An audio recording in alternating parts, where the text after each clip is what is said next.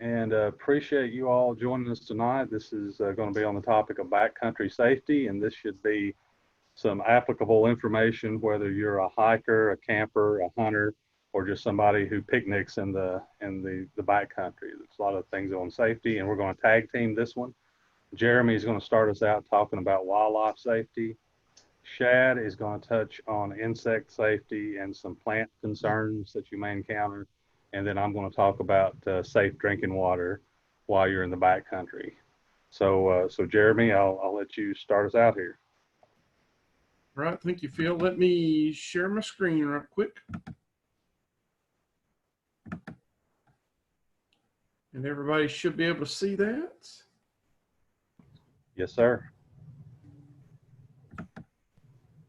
Okay, so I'm going to talk a little bit about camping with wildlife. Think safety. You know, I think if you camp, if you're camping, this could pertain to even hiking or just anything, spending some time out in the woods, which is something I think a lot of us just really enjoy. But definitely going to take a spin towards camping with wildlife.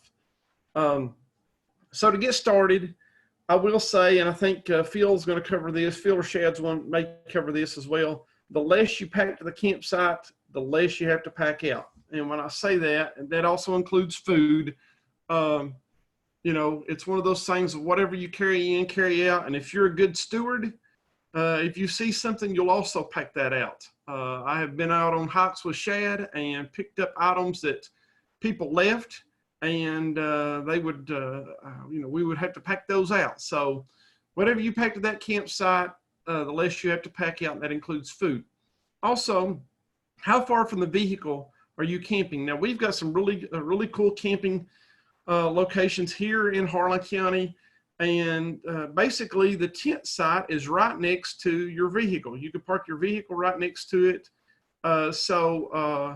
That allows you to be able to, you know, camp fairly close to your car.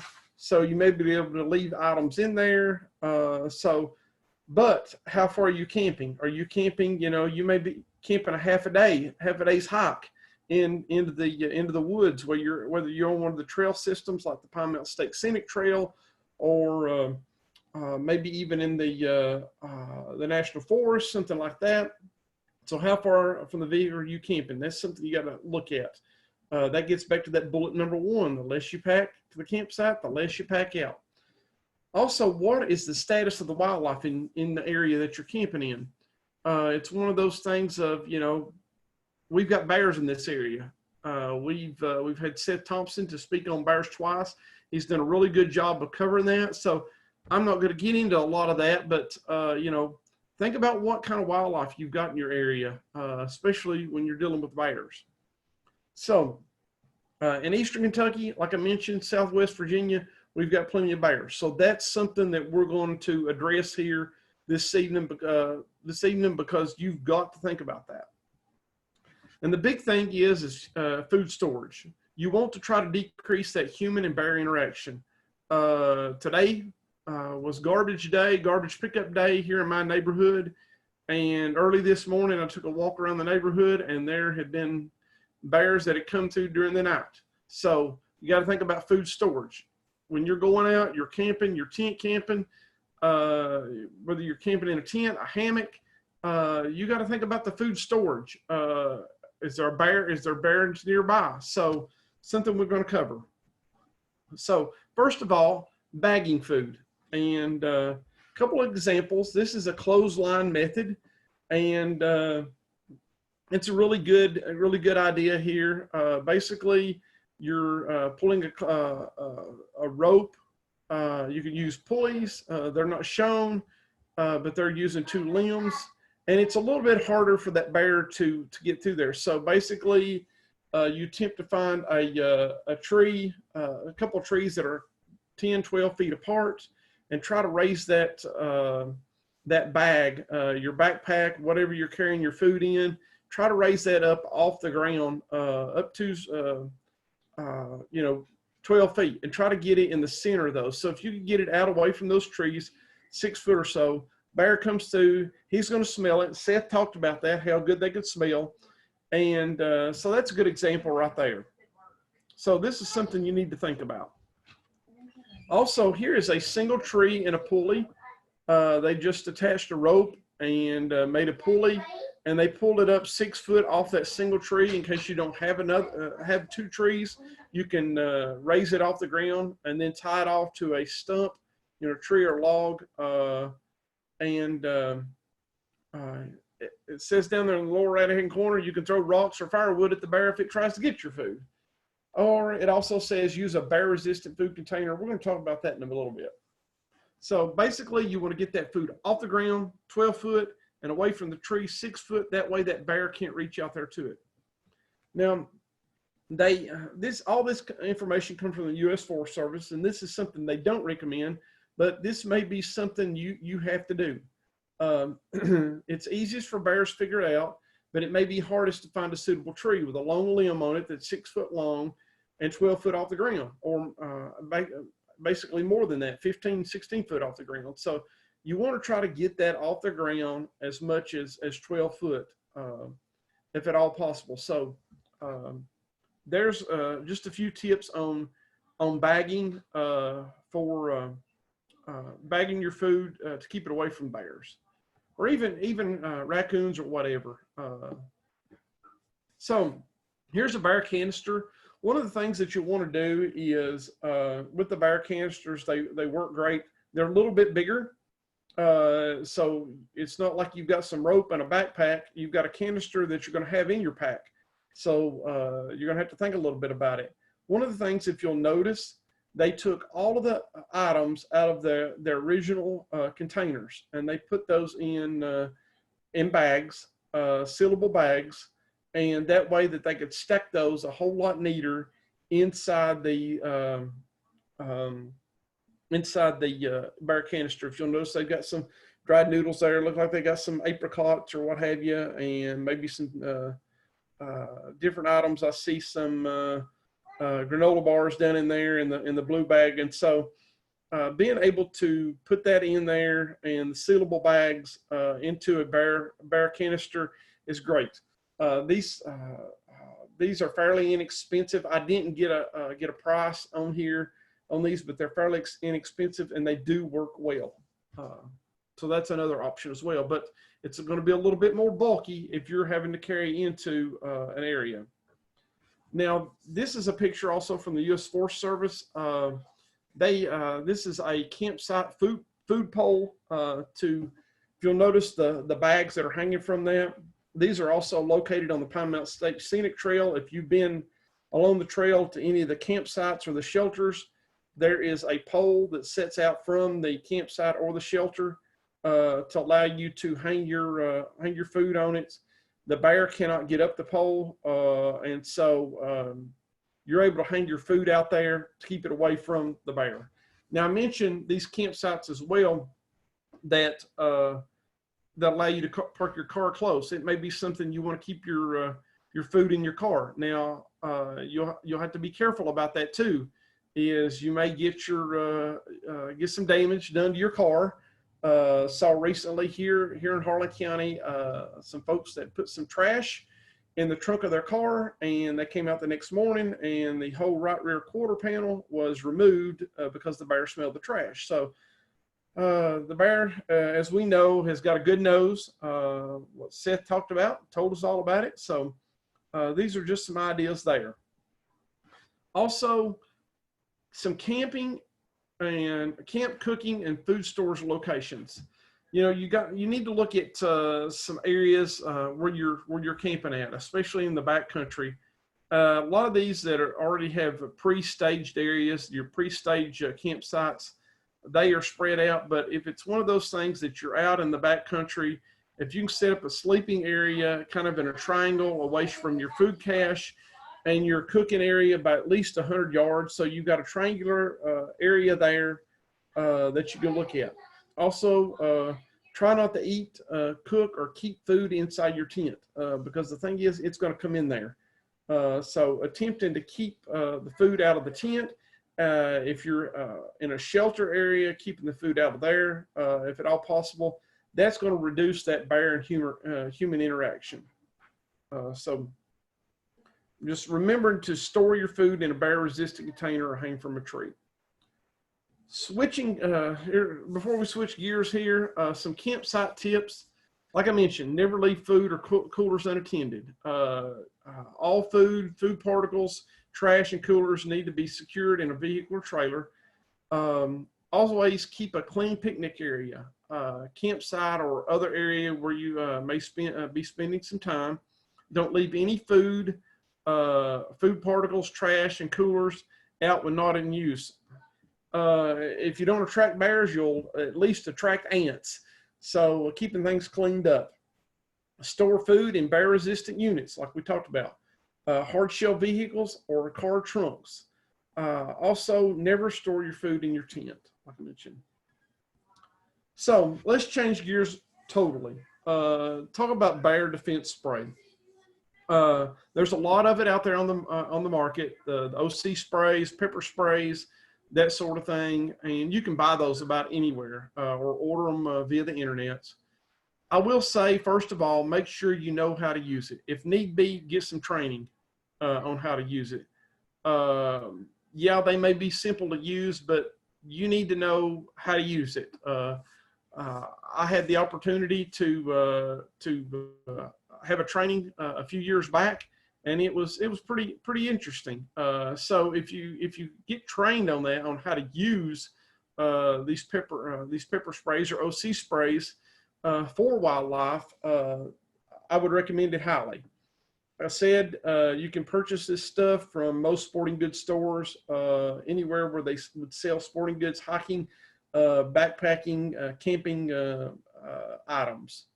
The spray cans are generally good for 2 or 3 years. After that, they need to be replaced, because you definitely don't want to pack one out there and need it, and it doesn't work. And so make sure you keep a date on it, write a date on it, how long you've had it, and get rid of those after 2 or 3 years. Hey, let me ask you a question about that, Jeremy. Yeah. Do you, and I don't mean to put you on the spot. If I do, I apologize, but have you used those cans before? Just the ones in the training. I've never used the ones, you can get some, this is a good segue, I guess. You can get some drift from them. They can drift back on you. And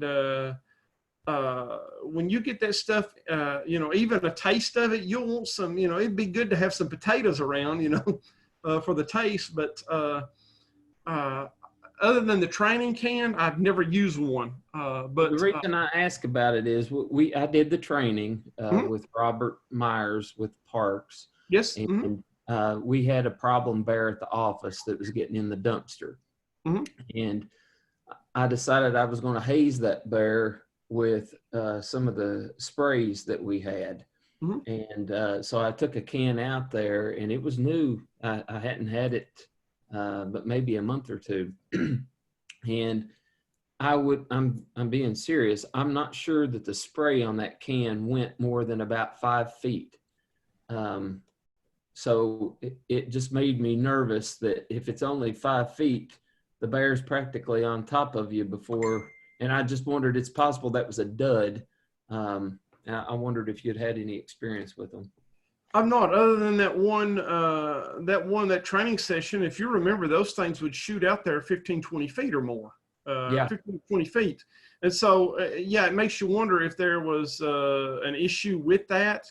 And so that can be alarming, definitely. It was to me.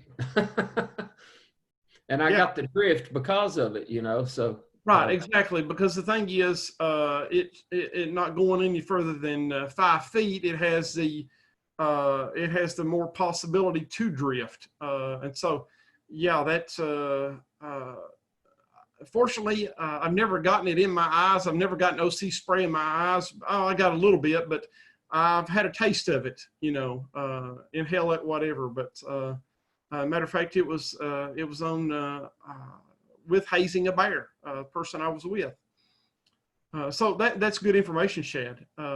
Also, if using the spray, get the biggest can possible. You know, they're generally 9 to 15 ounces, and the cost range is going to be $30 to $50. So they're not cheap. And you make sure they've got an EPA registration number on them. That means that they're a little bit more valid than others. So also, most of the large cans come with a holster. Make sure you have one. Also, you know, have your spray on your belt and available. It doesn't need to be in your backpack. It does you no good there. So make sure you know how to use the spray. Read the manufacturer's instructions and give it a test spray, that sort of thing. And I'm not sure about the test spray. That's going to have to come back to the manufacturer's instructions. So, you know, if you're dealing with things even around the house, like wasp spray, over time, and this gets back to what Shad was talking about, over time, those things will kind of lose their firepower, so to speak. So definitely this gives you some ideas of what you might want to think about. The good thing is it's like, it's one of the things that Seth talked about. And when I talk about bears as well, most of the time, unless you're just really confronted and it's a bear that doesn't seem to want to be scared, they are pretty much shy and they'll avoid humans. And so the good thing is they'll tend to leave you alone. Now, if you've got something at a campsite that's making them come in, that may be a different thing. So, but if you're looking at using the bear defense spray, I will say if you could get trained, even if it's watching a training video on a you know, from YouTube or whatever, definitely check into that. And that's all I had. That's all I had, and I'll stop sharing my screen, and I'll turn it back over to Phil. All right, thank you, Jeremy. Any questions for Jeremy at this point? Good information there, Shad. I think that's something that we definitely need to look at when purchasing. And you know, it's one of those things of it may have been that the aerosol or whatever in that can may have just died, so to speak. And the sad thing is you don't know, because those cans are not like fire extinguishers. They don't have a gauge on them that says, hey, they're good or bad. So I guess that's kind of the downfall of it. You just you're hoping for the best with it. But I'll go ahead and turn it back over to Phil. Thanks. Thank I was you. going to say, I found out after the fact that there are different manufacturers, and it's possible that one manufacturer is better than another. So maybe look at product reviews when you purchase the spray. If anybody thinks of a question related to wildlife, just feel free to type that in the chat box, and we can address that at the end if you don't have something now. But otherwise, Shad, it's your turn. Okay, you're going to have to enable me to share.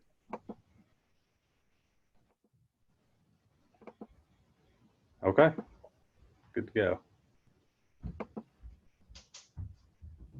Okay.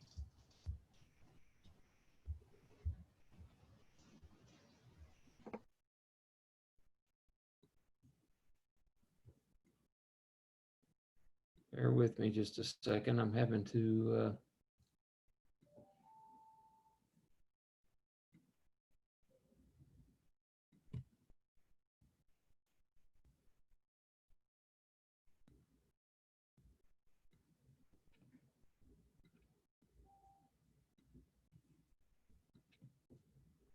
okay, are you guys seeing that? Yes. Okay. Is it full screen?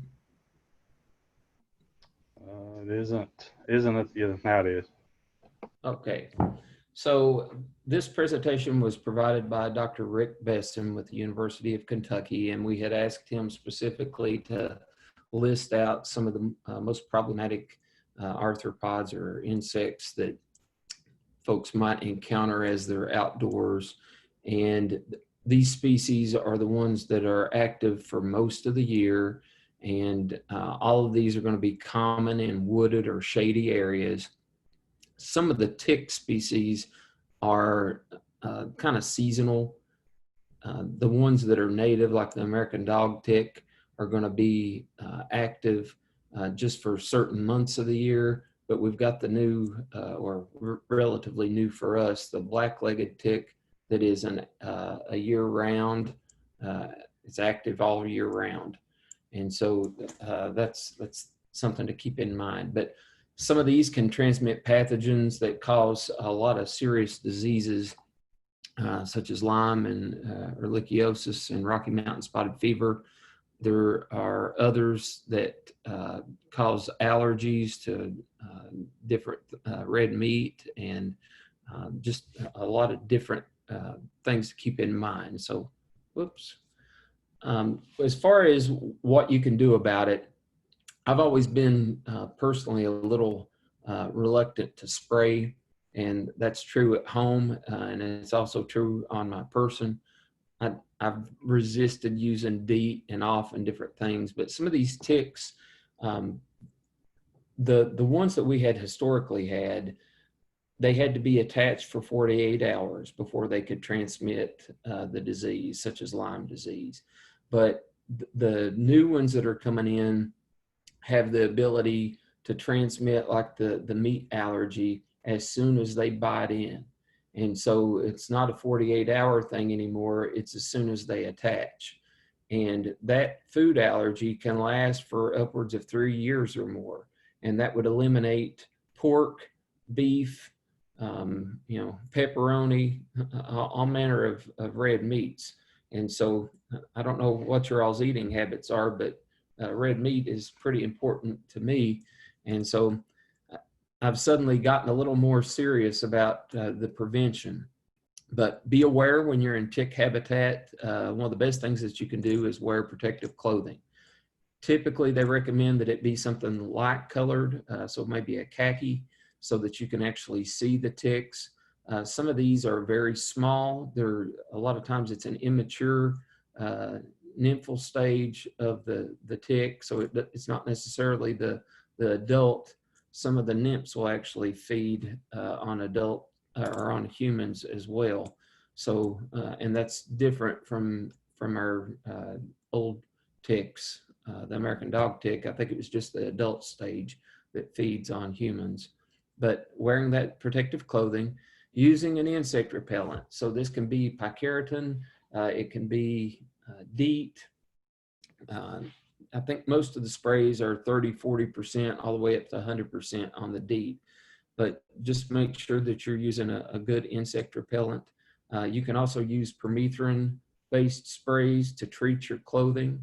And I believe when Jonathan Larson spoke to us a few weeks back, he made mention about the fact that permethrin-based spray would actually kill the ticks on your clothing as soon as they came on. So it's not a repellent, it's actually,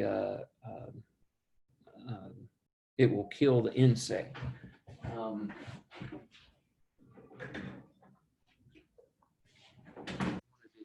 Show you that. I apologize for getting up. If you can see this, I'm not endorsing any particular manufacturer, but this is one that I found, and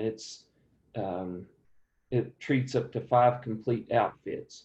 So if you've got, hiking pants or hunting pants or something that you routinely use, you could treat it with this. You can't spray it on you. You have to pre-treat and let it dry.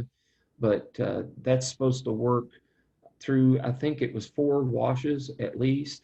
They also sell clothing that's got it impregnated into the fabric, and those are supposed to be good for upwards of 40 washes. So those are things to think about. You also need to give some consideration to your pets. Dogs in particular, if you take those out in the woods to hunt or to hike or to bird or whatever you do, those become kind of a springboard for introducing ticks and things back into your lawn. So if you put a collar or a treatment on your dog, that kind of cuts that step out and will help protect you as well. You need to perform regular tick checks. There was a place that we hiked in Pennsylvania that was kind of an open, brushy, a lot of undergrowth and grass that was right up against the trail. which is pretty common on certain parts of the Clinch Ranger District. And obviously a lot of our trails, some of them are kind of brushy if they've had wildfire or if it happens to be a place that's more open.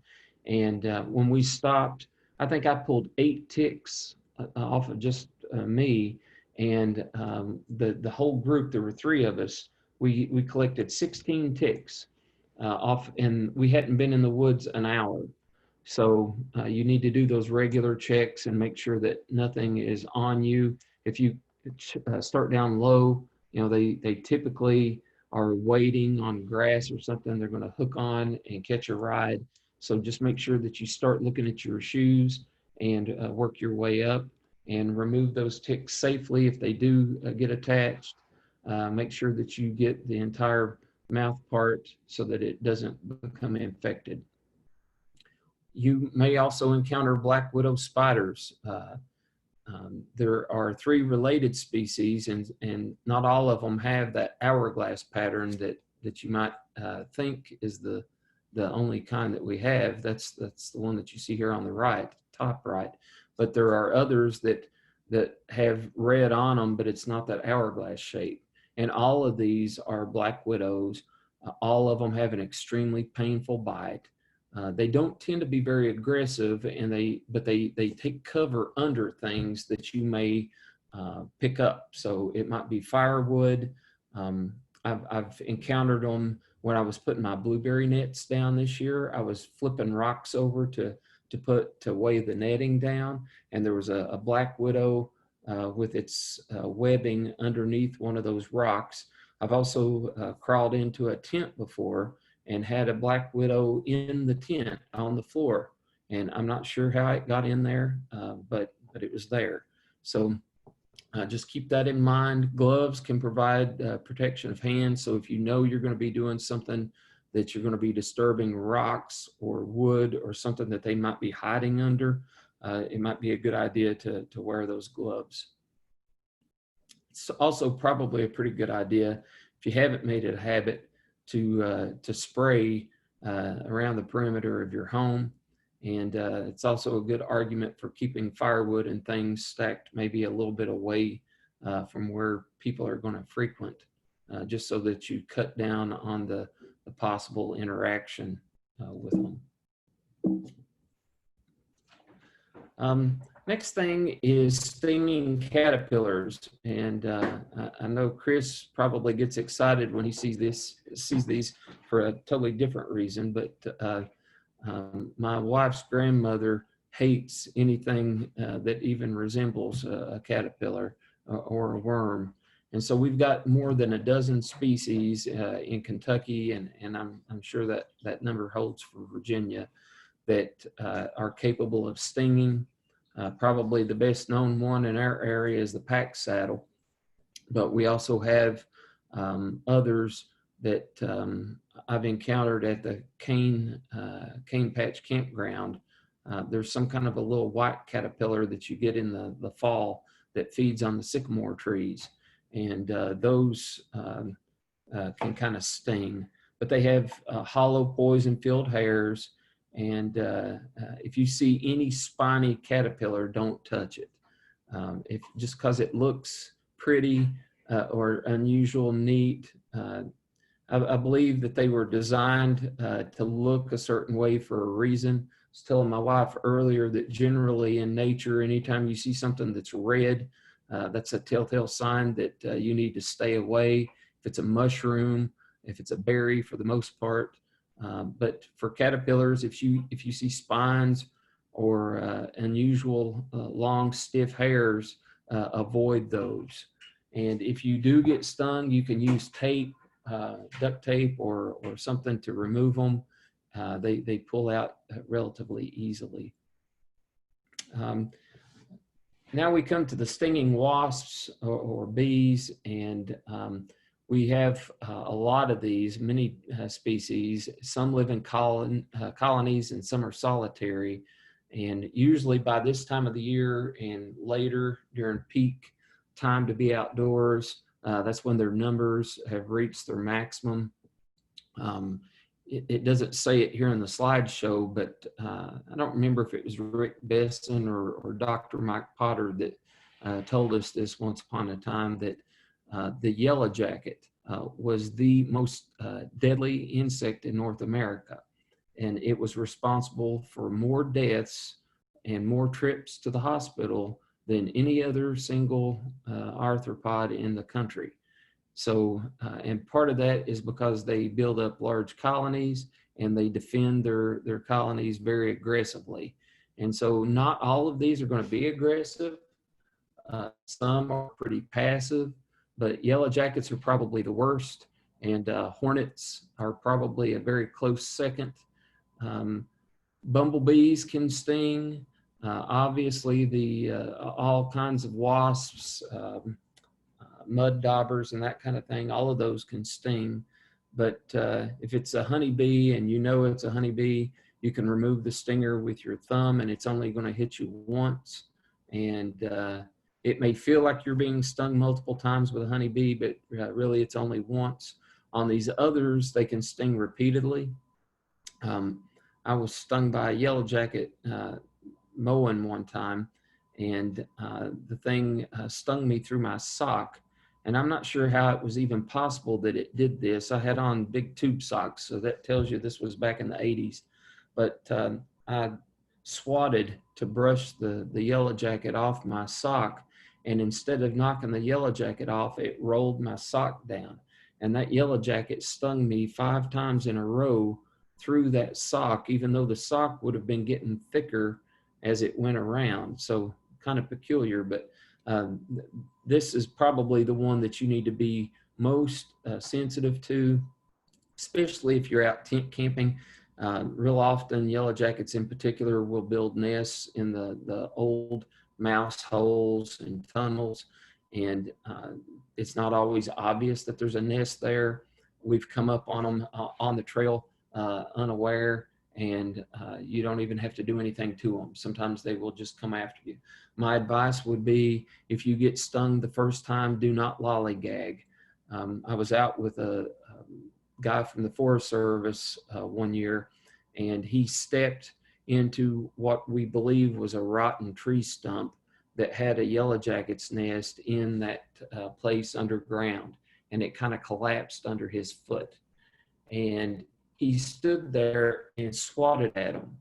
And you're not going to swat enough to take care of an entire colony of yellow jackets. So, and this is true for hornets, yellow jackets, anything. If you get stung, get away. I will tell you to be careful. Sometimes it causes a fight or flight response, and you can get started running down a hill and lose control and break a leg or do something far worse than the yellow jacket sting. So if you do run, don't panic. But I would just say be careful and get away. It's also handy to keep a cap with you, to wear a ball cap, because it gives you something to swat with. And a lot of times you can keep them beat off of you, like if they're trying to sting you through your pants. You can smack them and knock them away with the ball cap and continue on your way. We don't often think about it, but mosquitoes can be a dangerous insect. We've got a lot of species. Some come out during the day. Some are evening and night biting species, but they can transmit pathogens that can cause disease. And I know most of you have heard of West Nile at this point, and the encephalitis, which is the brain swelling that comes with Zika and dengue and malaria. I think there's also a chikungunya. There's several different things that you can get from mosquitoes. And so as far as prevention, again, protective clothing. I know in July and August, it's hot, it's humid, and there is maybe an inclination to want to wear shorts and short sleeve shirts, but you're always better off wearing long pants and long sleeve sun shirts, or something of that nature when you're out in the woods. It's going to provide that level of protection. Again, the insect repellent or the the treatment of your clothing. Avoid dawn and dusk. And if it's around your home, make sure that you're addressing standing water around the home. I know this is mostly a backcountry talk, but because it's been so wet this year, I'm seeing a lot of issues with mosquitoes very early, and it's provided a lot of breeding habitat for mosquitoes. So make sure that your drains, your gutters, flower pots, and those things aren't standing and holding water. Turn them upside down. Make sure that your gutters are unstopped. If you've got any buckets, tarps, anything like that that catches water, make sure that it's going to drain and dry out very quickly. You don't want to have a place that has standing water. If you're out in the woods, obviously it's not an option, but you can select the places that you choose to camp. And so if you favor places that have a little bit of a breeze, maybe that are up on higher, drier ridges as opposed to being down in low, moist, swampy places, I think you're going to be happy with the results. The breeze helps keep them blown away, and also the drier places will have fewer mosquitoes. We do also have a blood-sucking cone nose, and it's a single species. It feeds at night, and it can transmit Chagas. The species we have very rarely transmits it, but it can. And you might mistake this for a box elder bug, or what's the other one, Phil, that feeds on the milkweed? I guess the milkweed. Milkweed bug. Yeah, because it's got a kind of a similar coloration to it. But if you're going to be outdoors, I know some folks like to cowboy camp. This is a strong argument for using a tent. It's going to help with mosquitoes. It's going to help with spiders, and it's going to help with this blood-sucking cone nose. And make sure that you keep the windows and doors screened if you're going to have the windows open at night. There's some here that are just bothersome biters. They're not going to cause, they're not really dangerous, but they can just be pesky. And there's really just a few species, but we do have some centipedes that will bite. We have some large bugs and obviously ants, red ants, and I don't know what you've got in Virginia compared to us, if there might be a slight difference, but I know in some parts of Kentucky, we have fire ants that have come in. And so if you have the choice, make sure that you avoid picking up unknown insects. And this is probably less common for adults, but if you've got little kids, small children, they have a tendency to grab hold of things. And so I would say just keep an eye on them and be careful what you're letting them pick up. That's all I have on the insects. Now I'm going to go into this other one here. And this is one that I'm hoping Phil is going to help me a little bit on. Can you all see that one? Not yet. Let me. Screen sharing has stopped.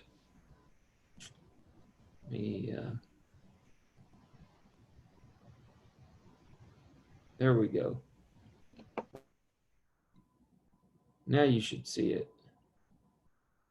Yes. Okay. So this is just a real quick run through of some common woodland plants that are poisonous or harmful.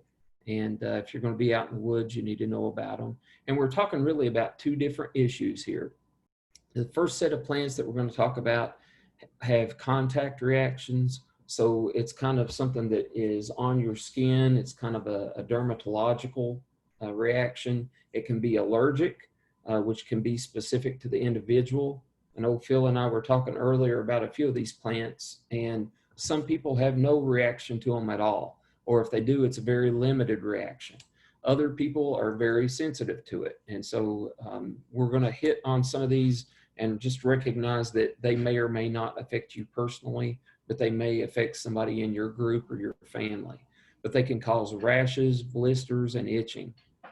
The second set of plants we're going to cover are ingestion reactions. So it's things that you have eaten, and those can cause allergic reactions. They can cause stomach upset, nausea, vomiting, a multitude of reactions, up to and including death. So we're going to try to do our best and cover these. But sometimes it can be as simple as something that you've touched or brushed against. And definitely that's the case with stinging nettle. But sometimes it's not necessarily a thorn or a spine that's on the plant. It can just be an oil or a compound that the plant produces that you have the reaction to. And obviously the first plant we're going to talk about, no talk of this kind is worth anything if it doesn't cover poison ivy. And I know most of you have probably heard the old expression, leaves of three, leave it be.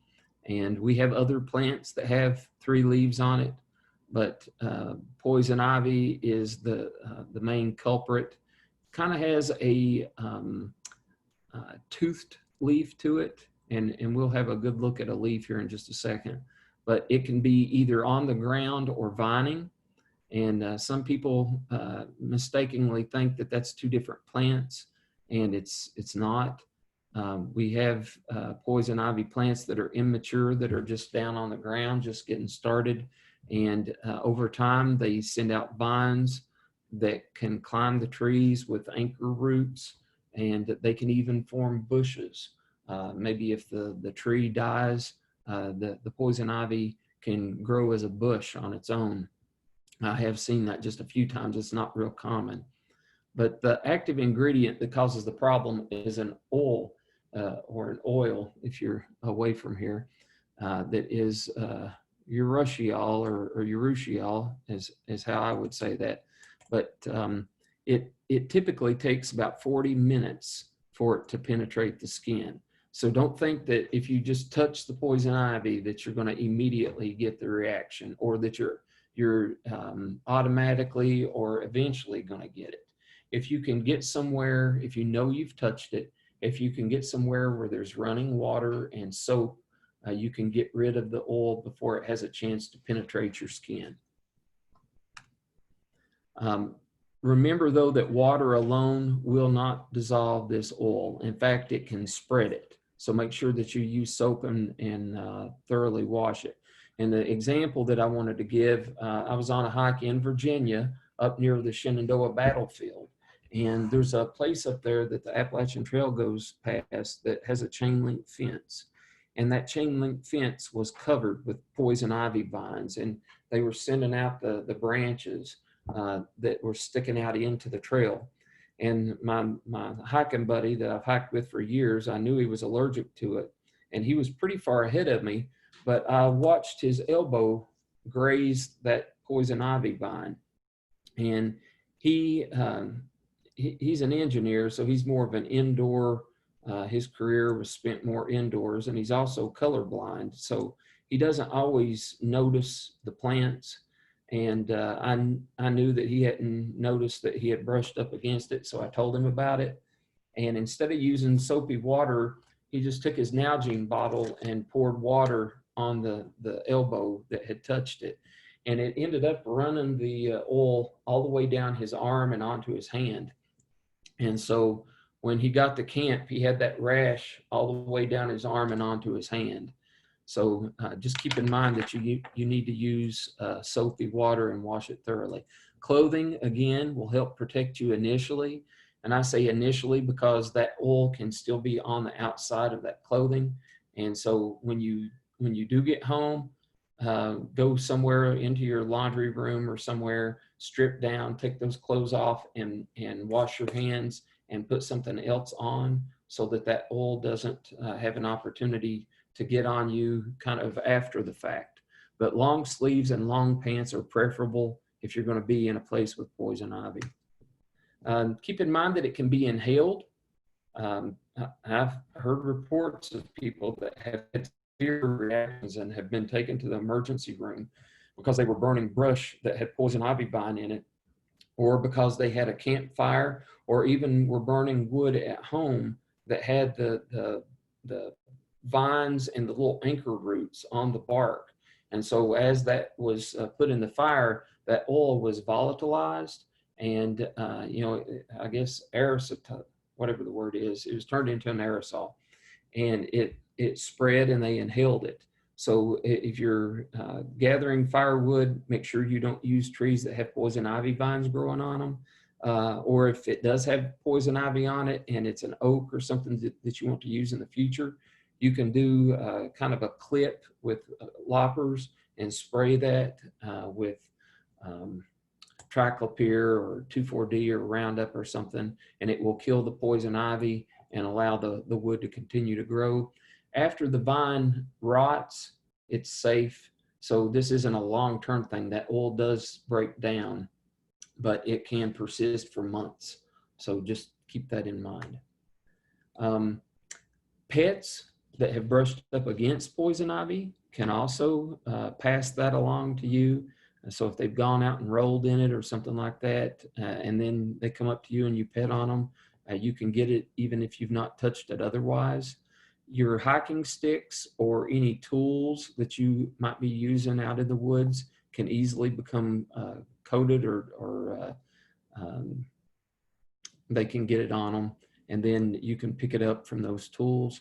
Weed eaters and lawnmowers can spread it or aerosolize it, there's the word, and so you can end up inhaling it that way if you're weed eating through a lot of it. So just be careful.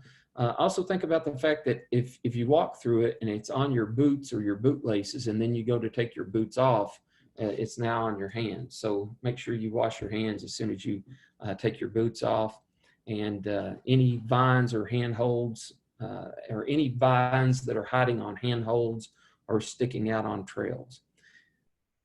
This picture raises the question, and Phil, I don't know if we've got the ability to do a little poll here, but I was just curious, how many people think that we have, how many of you have seen these plants in our area?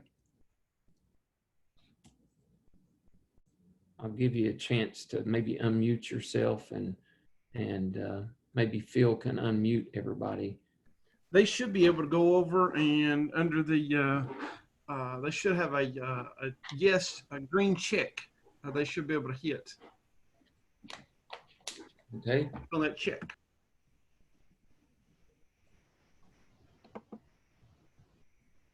Again, the question is, how many of you have seen all three of these things in our area?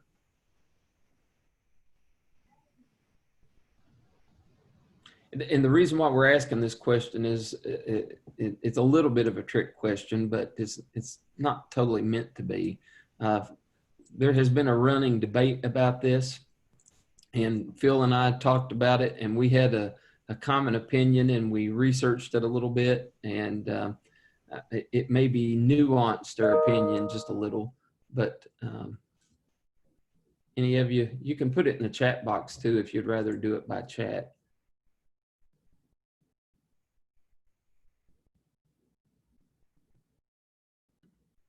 Are you guys still there?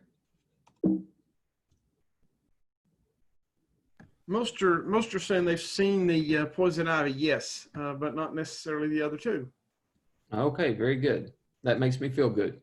We've got astute folks. So the thing that we are overwhelmingly most likely to see where we live is the eastern poison ivy. And you can see the distribution range of it. And truly, I'm shocked that Central Tennessee has a void like that in it. I would not expect that.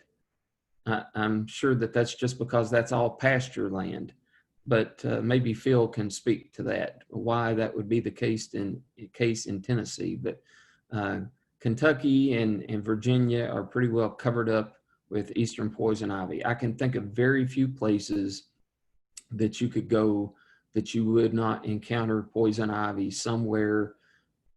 I can't even think of very many places that I've been that I can't stand and look maybe 20 or 30 yards out that I'm not seeing poison ivy.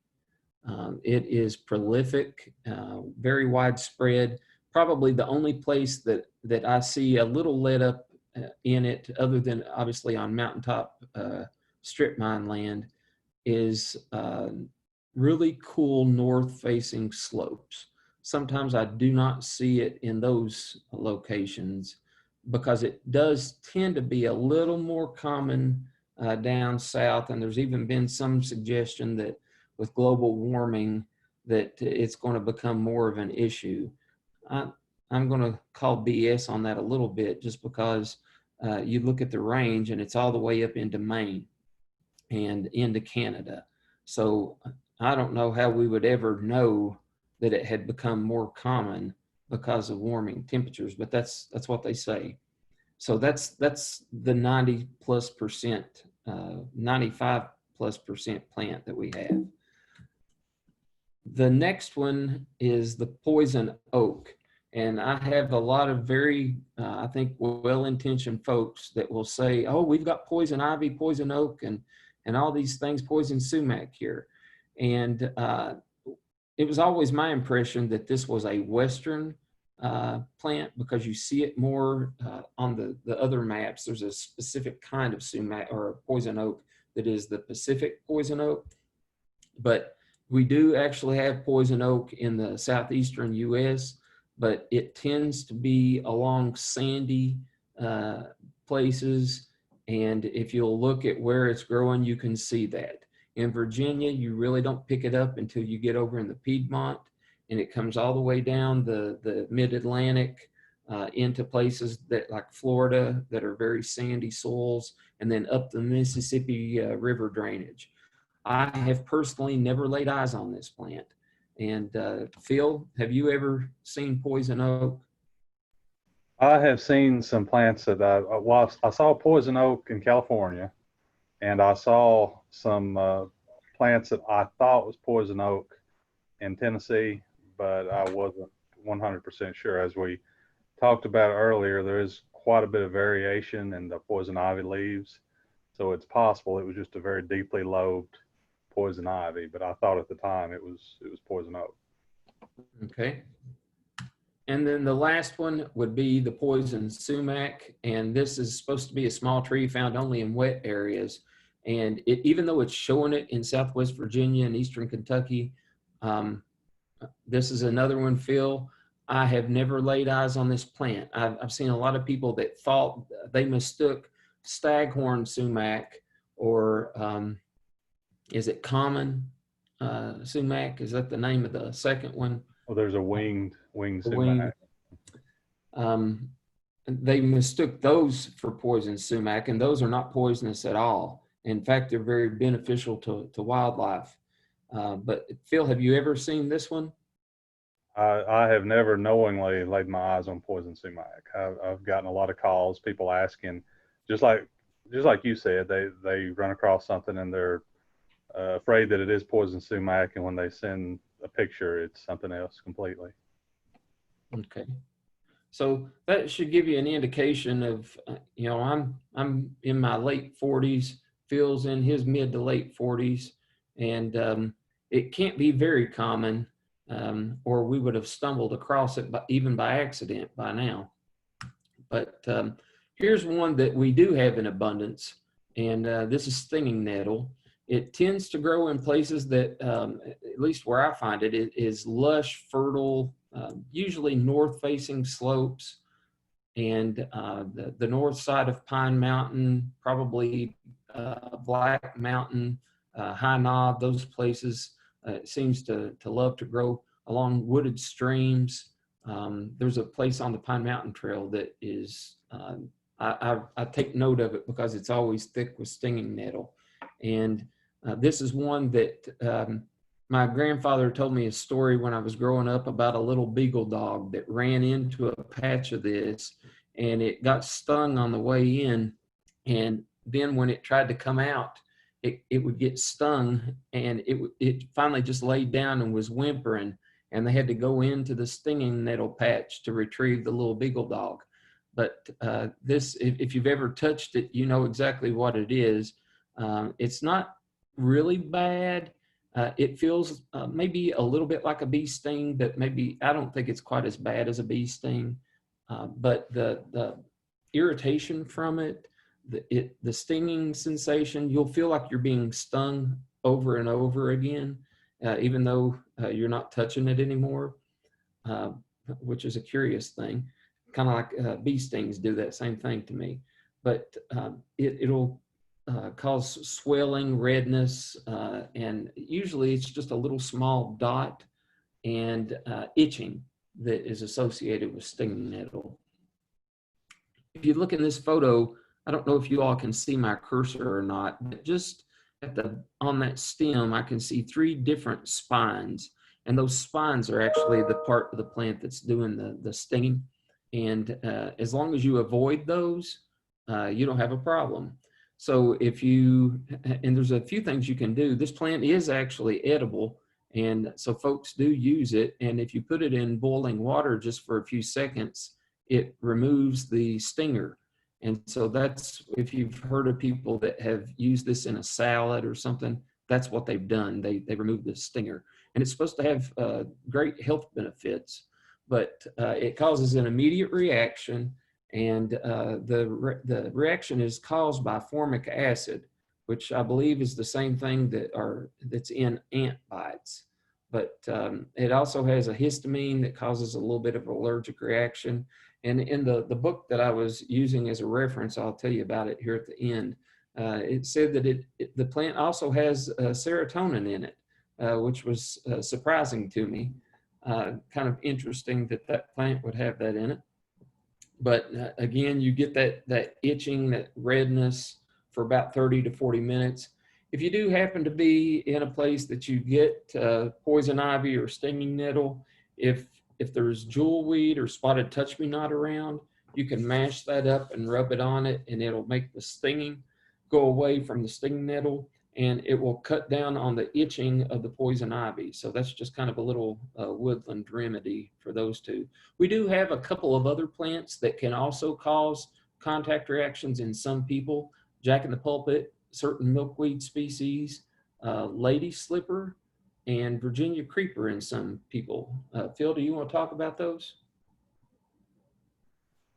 Well, I think, like you said, some people, I've never had reaction with any of those as far as touching, but some people will. So I've had people argue with me that Virginia creeper is actually poison oak, and some people have had a reaction to it. And early in my extension career, I dismissed that, and as I researched it, I thought, wow, some people can have a rash from touching Virginia creeper, but it's very few people. Not many people do. Same with lady slipper, and I've never had a reaction with the Jack in the pulpit or milkweed species too. But everybody's different, so know your own limitations, and if you have a reaction, it could be something in this list here. Okay. We're going to very quickly go into the ones that are plants that you can ingest. And I started off with the one that I think is most important because it's the one that there is no treatment for. And that would be the death cap mushroom. And it is very common in oak woods in our area. And it kind of has that olive colored cap to it. There are gills underneath, and you'll usually see a little collar at the base and another little collar that's up under the cap. Usually the stem is around 3 to 5 inches tall, and the cap itself is 3 to 6 inches wide. And they say that if you get really close and smell of it, that it has an ammonia smell to it. But again, that olive green. And this is one that causes liver shutdown, kidney failure, and other things, and there's no treatment for it. If you happen to be lucky enough to be near a hospital that has the ability to do a really thorough kidney dialysis, that can help. But otherwise, adios. So you need to make sure that if you don't know what a mushroom it really truly is, if you can't identify it with 100% certainty, do not consume it. But we do have some other plants that have varying degrees of toxicity or the ability to poison. The buckeye, Kentucky coffee tree, and that would be primarily the pulp of the coffee tree, but I think maybe the seeds were at one time used as coffee, but I think it's the pulp around the seeds that's the problem. Which if you've ever tried to take the seeds out of a Kentucky coffee tree pod, it's difficult to remove it. It's kind of slimy. But mountain laurel and rhododendron are both poisonous, and even the honey from these are poisonous. White baneberry, which is also known as doll's eyes, is poisonous. Hemp dogbane. There's some question about whether it's poisonous to humans, but we know it's poisonous to dogs and other livestock, so I wouldn't chance that one. Jack in the Pulpit has, I think it's oxalate crystals or something that it'll cause a burning in your mouth, and it can cause death if you continue to eat Jack in the Pulpit. Mayapple, the fruit itself, if it's totally ripe, is safe to eat, but all the rest of the plant is poisonous. And the immature fruit is poisonous. Black nightshade, poison hemlock, American pokeweed, and I think Phil and I both wanted to talk about the pokeweed, but I was telling him earlier that we had a construction crew that built our extension office, and one of the guys dared one of the others or fooled him into eating several of the pokeweed berries. He lied to him and told him that they were good to eat. And he ended up hallucinating and was taken to the emergency room. And he was kind of talking out of his head. And Phil, I think you wanted to say something with pokeweed. I was just going to mention we had a situation where the local newspaper did a story on a family that collects and cans the pokeweed every year. And they had told the editor that the fact that it's toxic is a myth, and they were basing that on the fact that they'd eaten it for years and had never been poisoned. And luckily, the editor had enough sense to call me up, contact me on a Sunday afternoon, and just didn't feel comfortable printing that it was that there was no toxicity. So she included a blurb by me in there saying, hey, there are some toxins in this plant, so be careful. Now they are most concentrated, I believe, in the roots and in the seeds, but that toxin can be found throughout the plant. The people will eat the leaves when they are very young. Obviously, that's what what we call poke salad comes from, but that's when it's immature. Once it gets up over maybe 8 or 10 inches high, it's beginning to take on the qualities that make it toxic. So I would not recommend eating it. It's curious to me that black bears eat these berries in abundance when they set on, but not humans. Larkspur is another one that's kind of the light lavender or purple flower that you might see in the spring. That's one that is poisonous. Mistletoe, I think Phil made some crack about many a wife had poisoned her husband with mistletoe.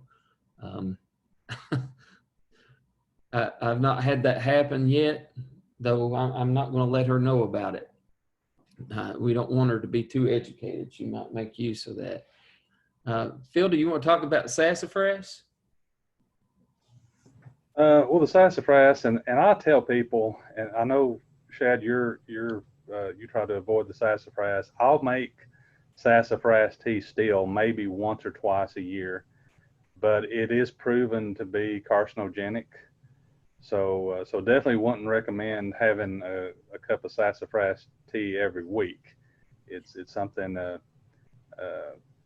I'm trying to remember the name of the compound, safrole maybe, that's in sassafras plant, and it is it is carcinogenic. So just bear that in mind.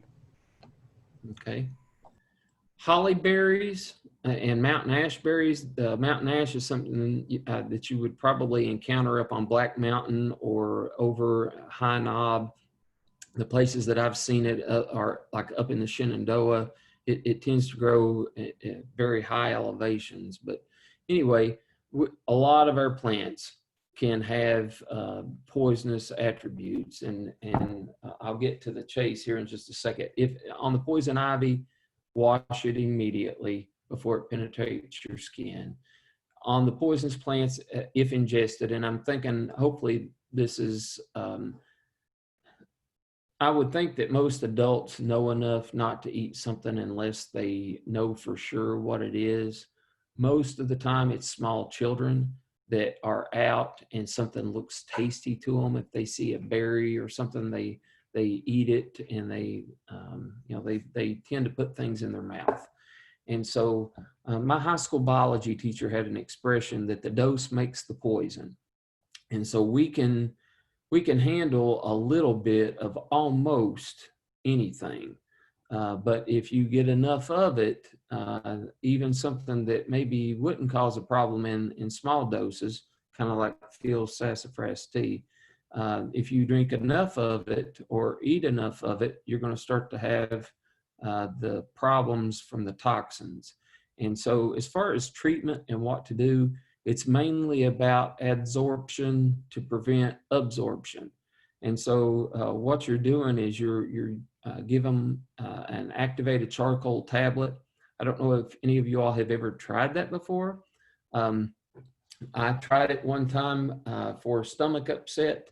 And I also gave some to my dog one time because he ate some rat poison. And it is, if you've ever seen The Patriot, when she gives him or puts the ink in his tea and turns his teeth black or purple, that's about what charcoal will do. But if it's life and death, you're not worried about having black teeth. But anyway, the charcoal is more able to absorb the compound than your stomach lining is. And so it's many hundreds of times more able to absorb that.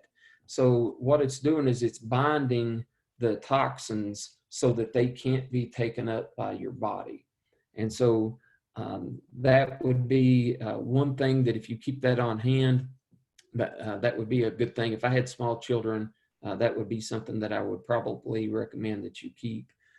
Milk can also be a lot more able to bind up the toxins, and in some cases it can even neutralize it. As far as emetics, the old recommendation used to be to give them Ipecac syrup, and it's an emetic. It makes them vomit. And the research through the years, though, has started to reveal that there's no evidence that it helps the outcome. And in some ways it's negative because it delays administering activated charcoal or something that would actually be beneficial. So I don't think for most things they no longer recommend the emetics.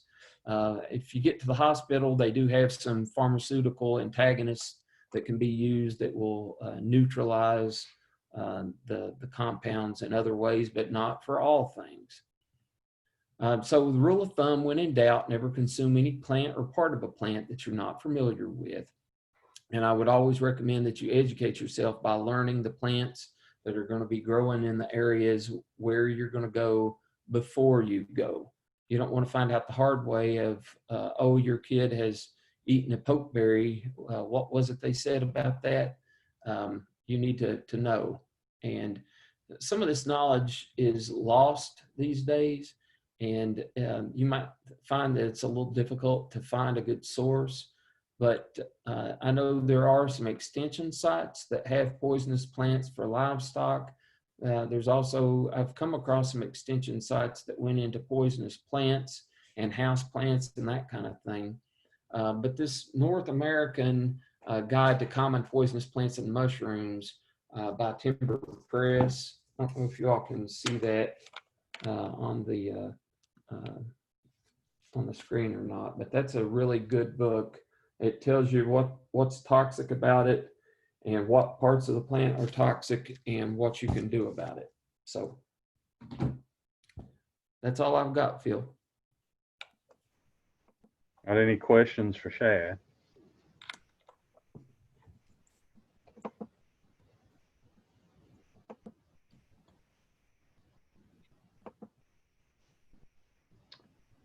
Okay.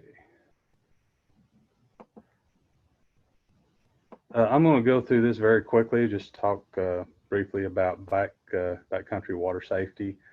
And it's something that I think a lot of people neglect. They'll have plenty of food with them, but not necessarily enough water or way to get water.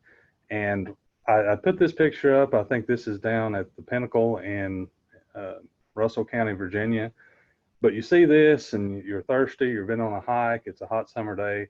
Would you drink this? And even though it may look pristine, it may look very clean, there are some things to be concerned about.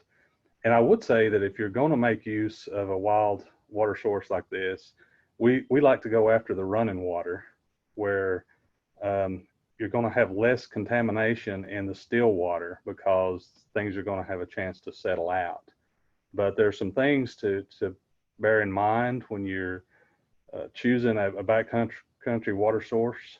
You're going to run into some possibility of protozoans, and that's a classification of organisms that would include the Giardia. You might have heard the term beaver fever, where you get really bad diarrhea from the water. That's Giardia. And there's another protozoan known as Cryptosporidium. It will cause the same type of reaction. And there's some belief that once you get some of these into your system, it's like malaria. You'll continue to have flare-ups. You can treat it, you can knock it back. But for the rest of your life, you're going to have some flare-ups from time to time of the Giardia or the Cryptosporidium. Other things we need to be concerned about in the water: bacteria, especially E. coli. If there's a farm field, for example, livestock operation near the water source, or even if campers or possums make use of upstream areas for defecation, and viruses. I will say that for the most part in the United States, viruses in the water are not as much of a concern. But if you're somebody who frequents other parts of the world, if you're ever in third world countries, then you do need to be mindful of viruses. The thing about viruses typically is they're pretty species specific. So in order for a human to get a virus from defecation, it would have had to have been the defecation upstream from another human in a lot of cases. And then there's a possibility of chemicals, whether it's landscape or ag fertilizers or motor oil or pesticides. And those we're not going to really talk about, number one, because if you're in the backcountry, there's less of a chance that your water is exposed to those. And number two is because getting those out of your drinking water can be pretty challenging in the backcountry. It requires some technology such as reverse osmosis or some pretty high-end charcoal filters to take chemicals out of the water. So we're just going to focus mainly on the protozoans, the bacteria, and the viruses. I think it's good to get a general idea of the size of some of these organisms, and a unit of measurement that we'll talk about is a micron. A micron is 1/1,000,000th of a meter. And the Cryptosporidium and the Giardia again is what causes the beaver fever. Those will range in size from 1 micron to 300 microns. The bacterias will range from 0.1 to 10 microns. Viruses from 0.005 to 0.1 microns. So ranking these in terms of the largest of the smallest, just like you see it here, the protozoans, the bacteria, and then the viruses. This image that you see on the right, that's E. coli, which we hear a lot about. Can come from just about any mammal. If there's defecation, if there's livestock and water has run down a pasture field into the creek, then you could get an E. coli contamination. And to give you an idea of sizing, These are going to be 1 to 2 microns in length, and they're going to be about a half micron in diameter. Now, that's important when we talk about filtration versus purification, because if you use a water filter, I have one when I first started backpacking. I bought a pump water filter, and I think it treated down to 0.2 microns. So it would get most of the bacteria, but not all. A lot of the filters that you see now, including the Sawyer filter, and I have one of those. That's something that I keep in my hiking bag. It's very small. It's pretty affordable as far as filtering your water. That's going to take things down to 0.1 microns. So that's going to eliminate the possibility of any of those protozoans. It's going to eliminate the possibility of any bacteria. Again, these won't filter out viruses, but in the United States, generally speaking, we don't have to worry so much about viruses in the streams and the rivers and the lakes. So 99 out of 100 times, a filter is going to be just fine for backcountry water preparation. If you decide you want to purify the water and kill those viruses and basically kill everything, you've got a few options. Boiling is going to be a good way to do it. The thing about all or most of these purification methods is they're going to take some time, in contrast to the filtration. You're going to have to invest several minutes to possibly several hours. So the boiling is something you can do that's going to kill everything. And the recommendation these days is to get your water to a good rolling boil and allow it to continue for a full minute. Now, when I was in Boy Scouts, I think that was different. I'd have to consult that Boy Scout handbook that Shad and I talked about a couple weeks ago. But I think they said boil your water for 5 minutes and then add another minute for every 1,000 feet in elevation that you are. But they've come to back up on that and say, if you get a good rolling boil going for a minute. Now, if you're above 5,000 feet, the recommendation is 3 minutes. So if you're camping at Mount LeConte or you're up on Mount Rogers, then you let it go a little longer. But it's still quite a bit less than what they used to recommend. Another thing that you can do is use iodine, and you can buy these iodine tablets. You can also just carry a little vial if you wanted to of iodine, a tincture of iodine, and put that in the water. I'll tell you, the taste is horrible.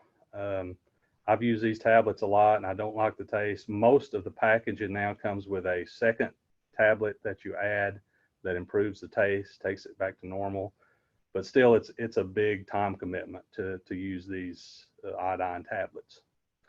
So if you're using just straight iodine and an eye droplet, you want to put 5 drops per quart of water. If the water's clear, you can use up to 10 drops if you're putting that into murky water. And then you want to wait, once you apply that, you want to wait about 30 minutes before you drink that water. Another thing about iodine is there are people who are allergic to iodine. If you're allergic to iodine, of course, you want to look at other options for your water purification. You can also add chlorine, and you can do the same way with the chlorine as you do with iodine. You can put it in a droplet and an eyedropper, carry that with you, or you can buy water purification tablets that are chlorine based. Now, if you're going to use an eyedropper, you can use just household bleach, but make sure that it's just regular bleach. It's not scented. It's not fresh scent or lemon scent. Just a bottle of regular household bleach will be fine for that. And the recommendation for the household bleach, again, regular household bleach is 2 drops per quart of water, or if it's murky water, 4 drops. And just like with the iodine, you want to wait about 30 minutes before you then utilize that water. What you want is once that water is treated with chlorine, you want it to have a smell that's somewhat similar to a swimming pool, but you don't want it to taste like a swimming pool. So if that taste is overwhelming, it's a very strong chlorine taste. One thing you can do is just open up that water, expose it to the air for a little while, and some of that chlorine aroma and flavor will dissipate from the water. There's also the possibility of purifying your water with ultraviolet light. And there's a product that came out several years ago. It's a very small product. It's called a SteriPen, and it supposedly uses ultraviolet light. You put it in your water bottle and turn it on for a certain amount of time, and it's supposed to kill the viruses, the bacteria, and the protozoans. And when that first came out, I was pretty skeptical, but most of the reports I've seen since then, it does work. It is a viable option that you can use for purifying your water. It's expensive. I've never made the investment. It runs on a battery. I think it's over $100 to buy one of those SteriPens. But that got me thinking, if the SteriPen will purify the water, will sunlight purify the water? And the answer is yes, although it does take some commitment. This is the SteriPen here on the left. And the CDC has some information on solar sterilization of water, where you just take, you put the water to be treated in plastic or glass bottles, and you put them in direct sunlight, but that takes 6 hours. But they have confirmed there's areas in third world countries where there was a high incidence of chronic diarrhea, and they've documented that those rates have gone down considerably in the areas where they've pushed the solar purification. But that's an option if you're in a camp, you're kind of planning ahead, you've got some time to spare. That might be a possibility for purifying your water is using the sun. So keep in mind that water is heavy. You can always carry all the water that you think you're going to need plus some extra, but a liter of water is going to be 2.2 pounds. So there are some cases if you're out multiple days, or if you're out for a long day, that could be a whole lot of water and a whole lot of extra weight. So it is a good idea to carry something to purify or filter the water. So consider that weight, consider the time considerations, whether you want to filter, whether you want to purify your water with iodine or chlorine, because that can be time consuming. And then have a backup. Even if you have enough water, again, have some kind of backup system. This Sawyer mini filter that I keep in my hiking kit, there have been 2 cases where we've had somebody injure an ankle on a hiking trip that started in the morning. And both of those cases, it was after 7 p.m. before we got out of the woods. And had I not had something to filter water or to treat water, we would have been very uncomfortable. So having something that's useful in that kind of scenario is a good idea. And again, you can find some. They're not very costly. They're not very heavy, but there are some options for making sure that you have some good water. They also make the survival straws, they're called. So these things are even cheaper than the Sawyer Mini. They would go down into your untreated water, and then you just drink it like you would from a straw. And that's also an effective way to keep out those the bacteria and the protozoans. And there's also some belief in some circles that over the years, a lot of these horror stories you've heard in the woods about people getting beaver fever or other gastrointestinal problems from untreated water.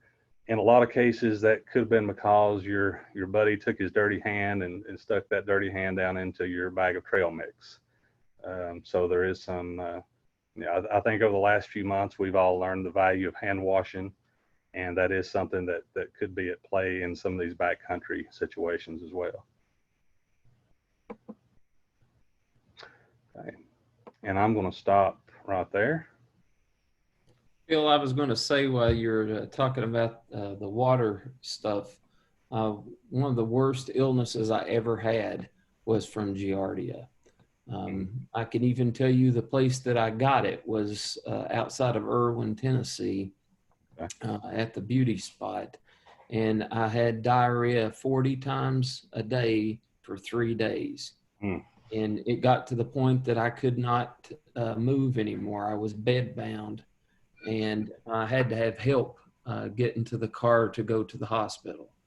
So I was severely dehydrated. It can be the end of a very pleasant outdoor experience.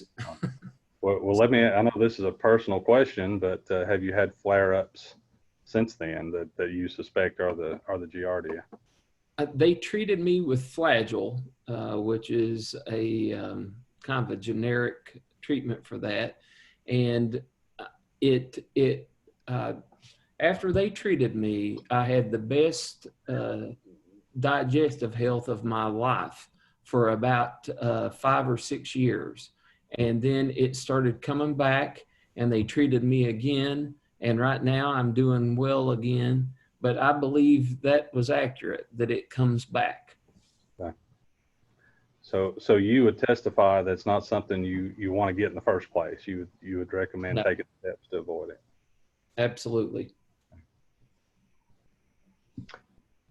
All right. Well, thank you all for sticking with us. If there are any questions, we will answer those. Otherwise, okay, you all are welcome. Otherwise, our next presentation is coming up on Tuesday, and that's going to be Summer Smith from WISE. She's going to talk about drone use in agriculture, and I think it'll be a good presentation. She's been featured on several news outlets with her drone. She was telling me there was a magazine interviewer just this week on how she uses drones on her farm. So I think she may share one of those videos that was recorded by a news outlet on Tuesday night.